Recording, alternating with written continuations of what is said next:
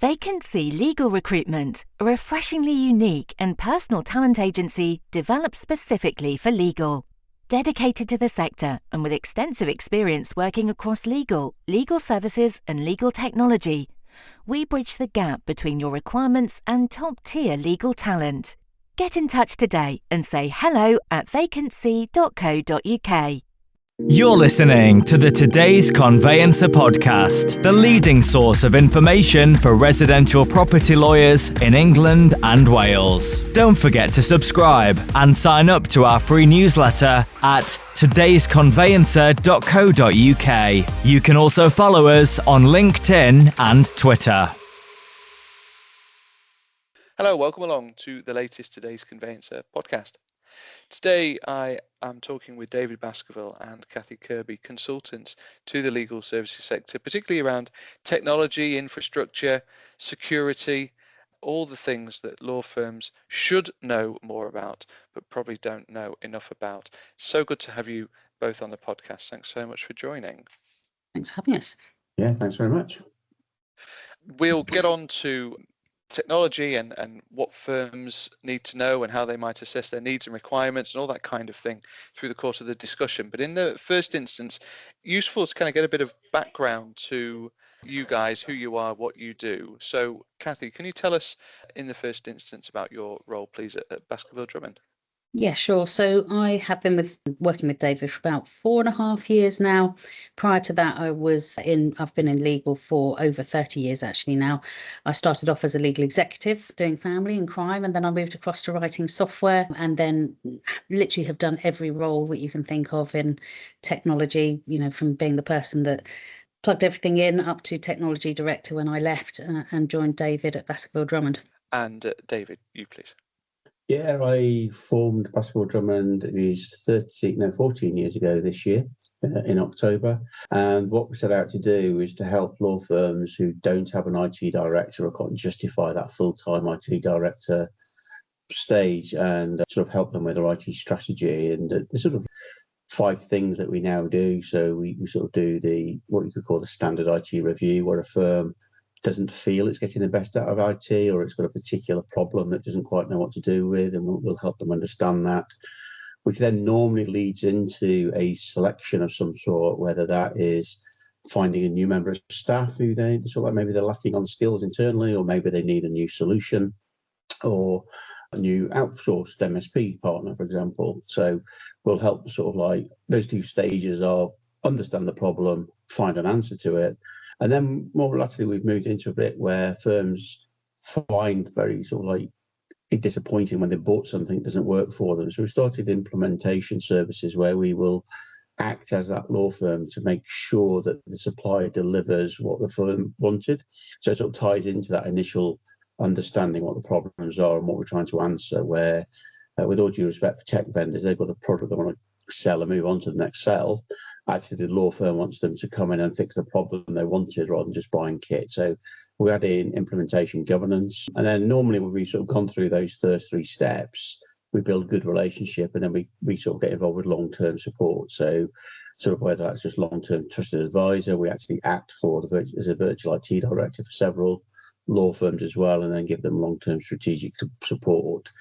And most latterly, the other bit we've sort of recognised over our years of helping law firms is training is never as good as it probably could be on tech projects. So again, I don't want to knock any vendors because they've got a job to do, but vendors will teach people to use the software in a very basic way. And what law firms need is how to use that software in their environment. So it's embedding their policies, procedures into that training rather than just having a you click here, you click there style approach is what you get off tech vendors. So those are the 5 things we do at Baskerville Drummond, and there's a team of 5 of us delivering those services now. And prior to on it, like Cathy, I've been around the legal sector for not quite as long, but I think it's 25 years this year. I was director of IT and operations for Tollers. I was there for about 6 years, and I fell into the legal sector writing case management systems for Thompson's PI. And again, I was there for 5 or 6 years. So big sort of knowledge and experience within the sector. It's a really interesting and useful introduction. I must admit, when it comes to the sorts of services that you provide, I often think about my mobile phone, which I know can do an awful lot more for me than phone people and WhatsApp people, which is about as much as I use it for. I mean, the same is true of technology, isn't it? There's so much more than it can do for us. There's that whole issue of the art of the possible, which presumably is kind of a big part of your role. Yeah, that is right. But there's two ways to look at it. It's the people have technology and they don't realise how it could help them. So obviously that is one. But the other one is, and we're particularly seeing this with the AI market at the moment, people are getting very excited about what AI is and then getting very disappointed that it isn't what they imagine. So we see our job as sort of almost educating what is possible and educating what is possible with the solutions you've got and what the solutions on the market could add to you. So it's that being realistic, being pragmatic, being honest about it rather than coming at things from a sales perspective, because all of our income is based around consultancy delivered to a law firm. So we've not got any vested interest in selling product or over promising. So we really make sure we're very focused on ensuring technology will deliver what we say it can do, because that's actually what the law firms have identified they need. And it's probably changed a bit now, but there's an old stat I read which said that Microsoft Word had got something around 12,000 functions of it, of which we only ever use 5 to 10%. Most people, they type, they make things bold, they do numbered lists, but Word could do all of those thousands of things which we're just unaware of, and a lot of them are not useful to us, and that's why we don't use them. But there are some real hidden gems in there, which if we knew how to do it would be fantastic. So is the same true then of law firms who don't fully understand and appreciate what they might or might not have, where some of their deficiencies might lie, where some of their security gaps might lie as well, Cathy? Yeah, I think that's absolutely right. And I think part of the problem is there are lots of tools out there that they would love to be able to use, but they're actually not sure whether they're ready to use them. So if we're going to replace our current software with something else, is our data in a good enough position to be taken across to that software? If we're going to start using AI, is our infrastructure ready? Is it set up so that it's secure? And we're not going to sort of find random data leakages happening because we don't understand the product. So there's a sort of piece of work before you get to that selection process, just to run through that with the client and say, right, where are you now? What's the state of your data? What's the state of your data governance? What's the state of your infrastructure? What's that going to look like as we run through that project? And then what's it going to look like when we come out the other end of it? Because, as we know, projects like this can actually change your infrastructure requirements. So, yeah, there's quite a piece. And the way that we do this when we start working with a client is we actually go through quite a lengthy requirements gathering exercise, and we speak to all aspects of the business. So we speak to the legal teams, we'll speak to the operational teams, and we will work very hard to understand the business, the infrastructure, the data, the people, the voice that they have, their clients and what their clients need. So it's a very wide sort of information gathering exercise. Yeah, I think the other thing to add to that, which is quite, just a slightly different way of looking at it again, is quite often we will find a law firm say, for example, our practice management system is rubbish, it doesn't work well for us, and we have nothing but trouble with it. But then you talk to a different law firm who've got the same PMS, who sort of say, yeah, it's okay. And a lot of it is about how those systems are perceived within a firm and used within the firm. And that then normally comes down to the processes and people around the software and how they're trying to use it rather than the software itself. So you can have the same product, which has been well implemented and well respected and liked within the firm, which then in the next firm isn't seen in the same way. And one of the most challenging elements of what we do is actually the people rather than technology, where, carrying on with the practice management system example, the number of times I've seen firms change the practice management system for one reason or another and then try to impose the process that they've used for 30 years because that was the process that their first ever practice management system imposed on them, and they've basically imposed the same approach on every system they've had, rather than going, actually, let's just use the system the way it's been designed to use and change our processes. And again, that's something we really try to bring up front in the curve during those selection process, just because you've already done that in that way, should you do it that way in the future? And that's what Cathy's talking about there with that mass engagement, sort of like trying to get a feeling for how wedded to processes versus technology the people are, because it's an essential part of any change program. You know, greatest of respect to you guys, you couldn't really have chosen a more difficult sector to do this job in, though, because there are so many different competing priorities. I mean, even within the firm, you've got a conveyancing team that perhaps have a workflow that they're happy and content with, that doesn't work for the wills and probate team, or doesn't work for the family team or the commercial team. You know, the requirements, your fact finding must be quite complex. It really is, because they all act as very separate businesses, and they all have almost like a different culture within each team and a different approach and obviously different requirements. So yeah, it really is quite a complex beast. And then layer across that all of the regulations and everything else, everything that a law firm has to do, all of the compliance and governance side. It's incredibly complex, really. So, and that's why we spend as much time as possible with all the teams, including the senior leadership teams, to make sure that we've really established what each department need. And sometimes you kind of have to take the view that, certainly with practice management systems, you have to go with the majority. You can't obviously buy separate practice management systems, or you can do, but very expensive for each department. And then there's a process after you've bought and implemented that product.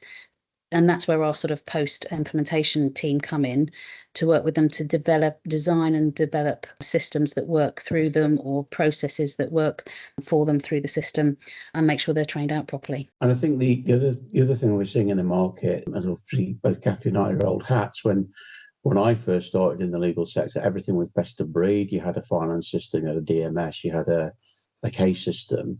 And over the last 25, 30 years, we've seen this amalgamation of those options into single supplier. So you've got a system which tries to do everything for everybody. With all of the amalgamations and takeovers happening in the legal tech space, we're seeing those options reduced significantly. So sort of 5 years ago, there's probably 10 to 15 different standalone practice management systems out there, which would say we do everything.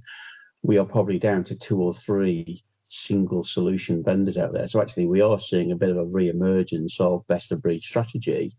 And I think interestingly, sort of like the proper SaaS models are opening that up as well, where there are now options for a best of breed conveyancing system, which you can then integrate into your standalone finance systems. I think we are seeing decisions.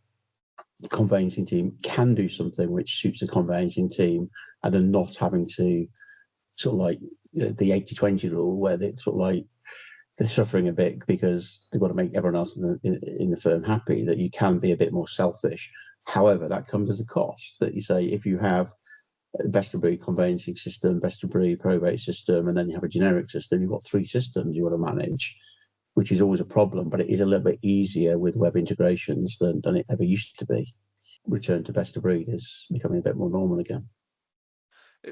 Acronyms get thrown around at this point, don't they? Things like APIs, and I forget what API stands for, but they seem to be increasingly important in the context of what you're talking about there, David, in terms of bringing these disparate systems together. I mean, you'll often have vendors will talk about their ability to integrate with case management systems.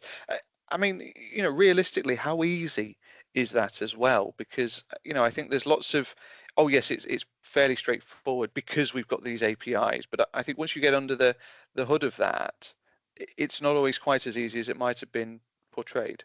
No, absolutely. I mean, and obviously there's different levels of integration. So with some cloud providers, if we take Adherent or iManage Cloud or NetDocuments Cloud, they have very, very strict APIs or application program interfaces where they will expose certain functionality that you can make use of.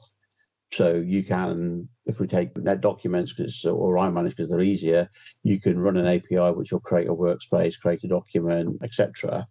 But you can't get to the database level to do anything particularly powerful. So you are working within the constraints of what that published integration is allowed.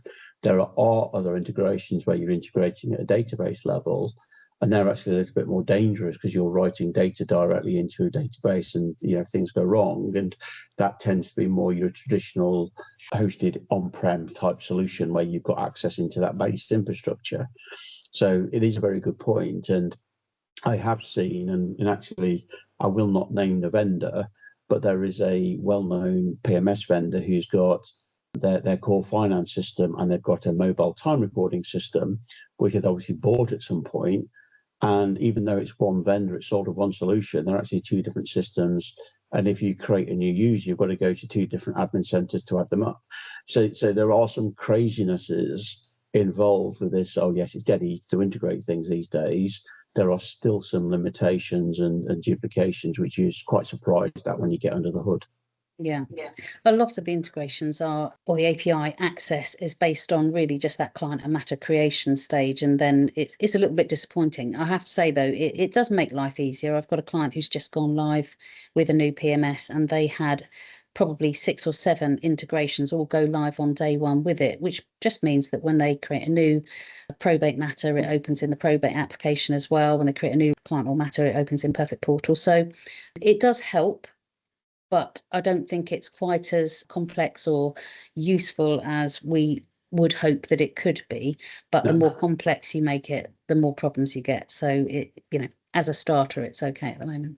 But you've also got to think about the advantages of what best of breed or different tactical solutions bring you. If you want a system which is going to manage your conveyancing process, and it's going to do that really, really well, the truth of it is you're not going to get that in a generic solution that does everything for everybody. So you're going to need something.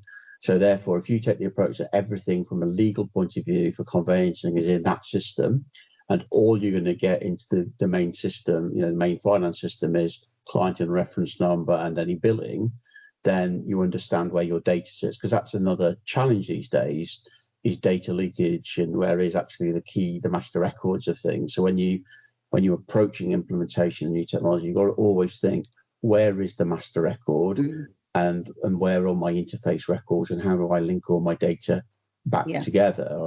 I was with a client this morning, and they make use of a system for one line of business, and they didn't keep it in sync. We've now got 39,000 records which are floating because they've not been tied up in any way, and there's a different reference. I mean, I'm having to look at how do we plug all that back together again. So you've really got to think strategically and long term, because they made a short term decision thinking, oh, we're never going to need to do this, and now 5 years later they've gone, oh heck, we should have carried on doing that, and we've now got a load of records which we need to probably manually tidy up. And you've got to think what happens when you have a subject access request or something like that, and you've got all this data spread all over the show. And then the other aspect is on each of those suppliers, you have to have done all of your due diligence. You have to have looked at their security. Supply chain attacks are absolutely rife. So there's a whole load of due diligence around engaging with that many suppliers. I mean, we're talking at a point in time where Jaguar Land Rover have only recently restarted operations. There've been a number of big retailers hit over the course of 2025 as well.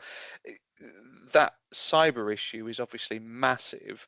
But to your point about third-party due diligence, I mean, do firms do enough of this, or are they prepared to take the vendor's word for it? And do firms actually understand the scope of the security that these vendors may or may not have? I mean, if I was presented with something around security, I'm not completely sure that I would understand whether it was comprehensive enough for what I needed.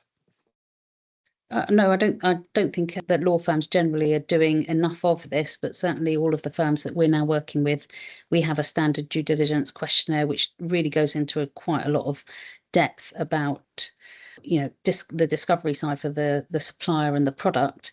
And we recommend that they don't just give that to the supplier that we're talking to, but they actually go back through their entire list of suppliers and do a complete refresh and update, get them all to do the due diligence document. And part of what we do as well as a business, we're LOCKS implementers. So there's a standard that the ICO have to audit law firms against GDPR.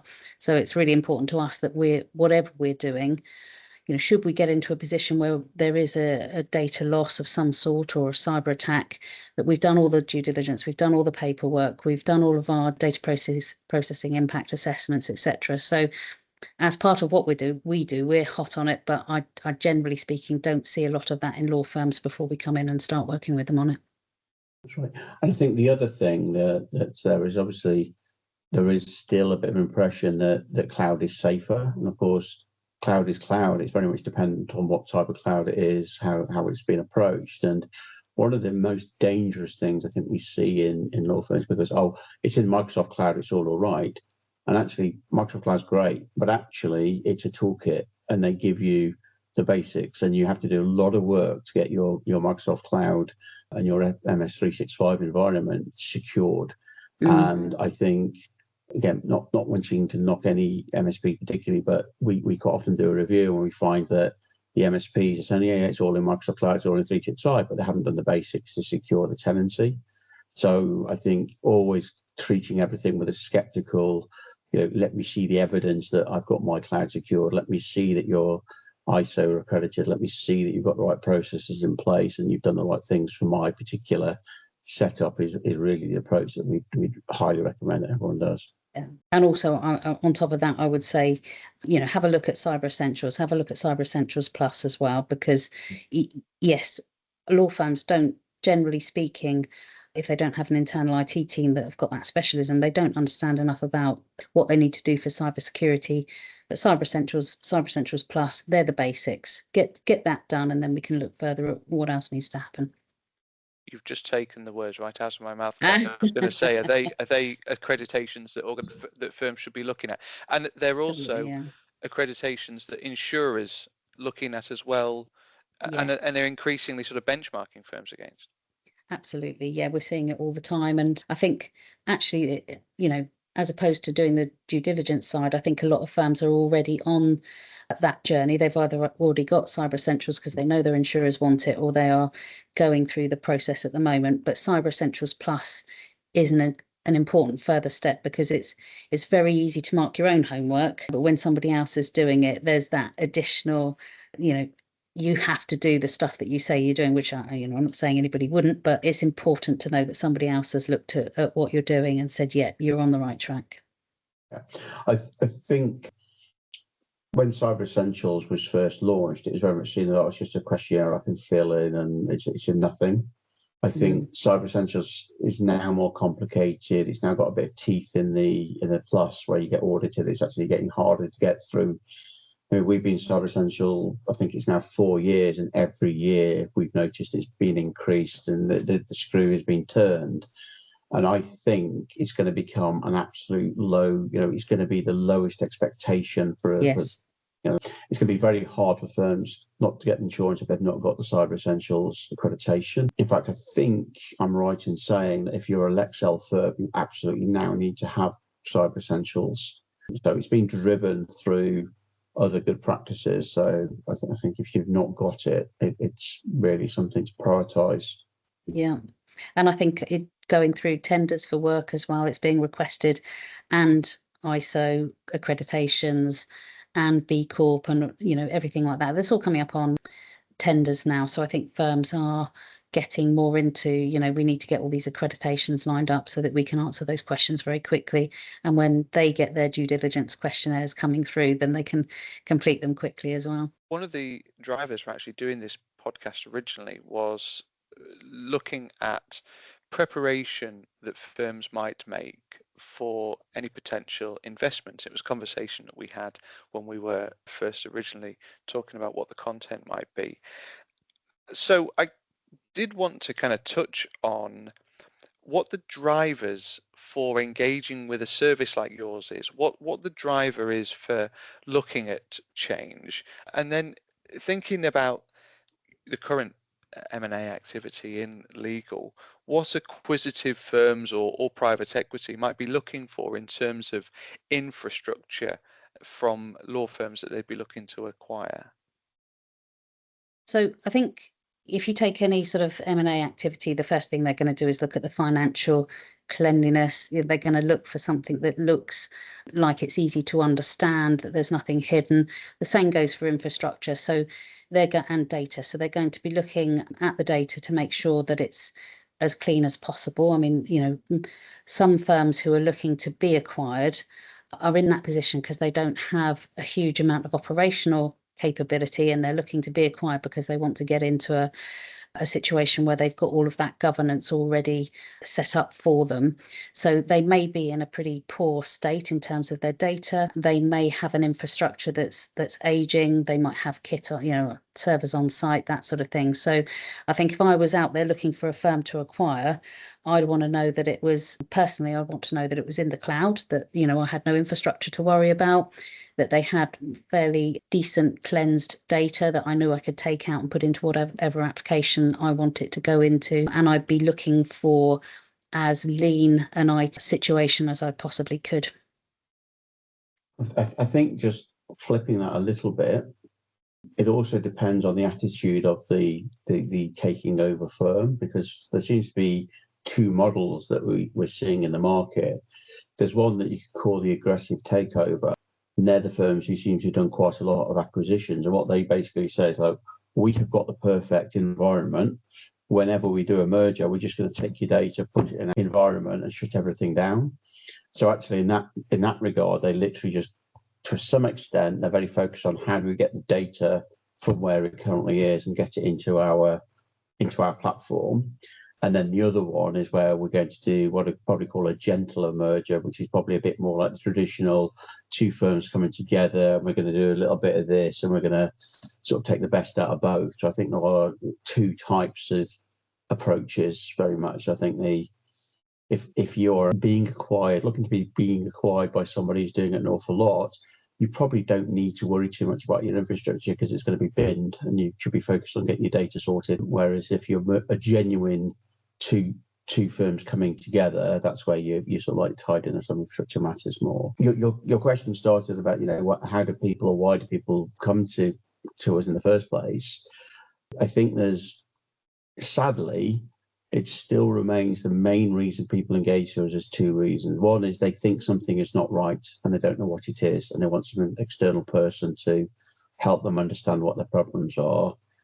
Or vendors have let them down and they want to be able to go, well, this vendor's end of life to our product, we've got to change, we don't know what to do about it. So we are still very much, probably in most instances, a distressed purchase. There's actually still that situation where that's where a lot of our work comes from. And the other areas where people are beginning to think about what do we do, what can we do to protect ourselves. And we're beginning to see that a little bit more now because people are panicking about the AI revolution and what they need to do. But it's interesting, it's only really in the last year we're seeing that more forward thinking, how are we going to cope with this stuff coming in. Most of the work is still at IT's rubbish, what we're going to do to fix it style of the conversation is where a lot of it still starts from. It certainly used to be the case that firms would change their case or practice management system once every 15, 20 years, something like that. Am I right in understanding that that is now a much shorter period of time? I don't think that's through choice, though. I think it's through what's happening in the market with vendors end-of-lifing products. So, or amalgamators who own 4 or 5 products and not developing them, and the client base thinking we've got to do something. So I think the reality is if you are on a system which has got a long-term future, it's very rare you're going to move on. You're going to want to invest in developing that and making it better. And maybe you add in a couple of extra pieces of technology, the ones we started talking about, the onboarding suites where actually a PMS is never going to do that well. So let's bolt in the tool which is going to deal with that particular challenge for us. I think the market is driving people to change more quickly than they particularly would like, because it's a very expensive and disruptive product and likely for very little value. I can't see anybody ever saying we've become a better firm because we've changed our finance system, because actually, that's all about the processes around that. I think that's maybe seen a bit pessimistic, but that is the reality. A law firm practice management system deals with time recording and billing, and hopefully they're all as efficient as each other at this stage. I often say in the course of a 25-minute podcast, we are only ever going to scratch the surface of the content of the discussion. And to be fair, I think that's very true of today. We've covered off what firms need to be thinking about in terms of assessing their needs and requirements, what analysis they might do on third parties and due diligence around that, what infrastructure they might be thinking about needing, and some of the dynamics that go into merger and acquisition as well. We're going to finish the discussion on the ubiquitous IT manager, because we were chatting before we started recording and saying it is not okay for firms to expect their IT manager to be a security expert, to be an integrations expert, to be a development expert, to be whatever else sort of specialisms there are in IT. IT is a catch-all term, isn't it? And you sort of feel as though there's probably too much expectation placed on IT managers in inverted commas. Yeah, I totally agree with that. I mean, it's like, you wouldn't expect a litigation lawyer to do your probate for you, would you? And it's very much similar within the IT sphere. There are dozens of different specialisms, and I always feel very sorry for IT managers in firms where they are literally expected to be first line support, third line support, write the IT strategy, deal with all the cyber, and it's an impossible ask, really. And I think there's two challenges here.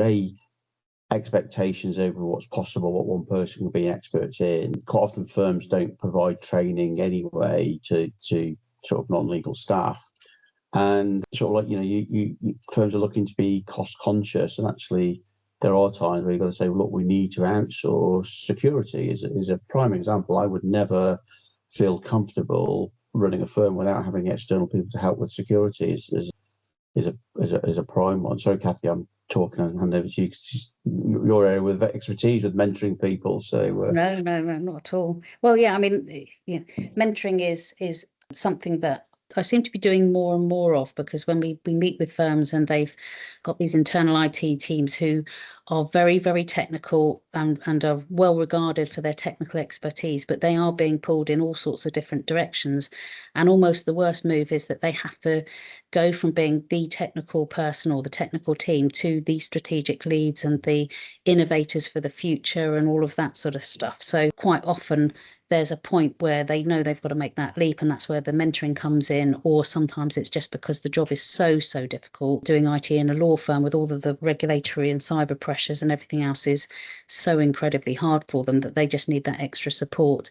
And sometimes it's because they're kind of institutionalized and they don't have time to look outside at the outside world, what's going on. So yeah, mentoring is becoming a really well used part of what we can offer, and helping IT teams to encourage their senior teams to let them be trained, let them be mentored, and give them the expertise that they need to do the job, or to make that decision and say, this is beyond us and we need to go elsewhere and get that support in.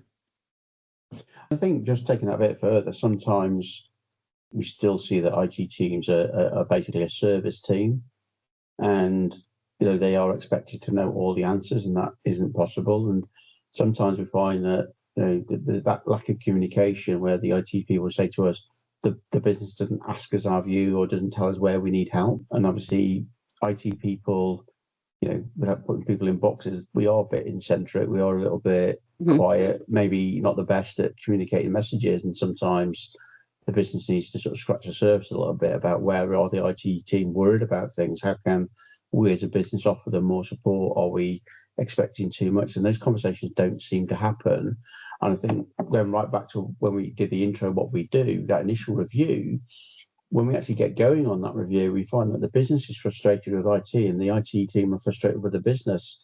And actually a lot of our time is helping each other understand, especially if we think about those firms who are, they have an IT manager who may even, several times we've come across firms where the IT manager started as the office junior and has sort of ended up being quite interested in IT, and is now suddenly the head of IT and never really worked anywhere else or any sort of training. And that's fantastic in one way because they've grown in the one firm. but now the firm's expecting more out of them, but they've never had that. So that communication and building the bridge between the function that supports you is so important. And I sometimes feel that firms don't spend enough time thinking about those professionals and what can we do to support them. We've come full circle, and we've also come to the end of the podcast as well. Thank you both for joining and for sharing your insight as well. Hopefully what people have taken away from the discussion are some of those pointers around what they need to be thinking about in their firms. As we said, we're only ever going to scratch the surface over the course of a short discussion, but I appreciate you taking the time to join. Thanks so much. Thank you for having us. Thanks very much. Thanks, David. The Today's Conveyancer podcast is available on your preferred podcast provider. It's also available on todaysconveyancer.co.uk. My thanks to David and to Cathy. Thank you as ever for listening, and we'll see you again soon.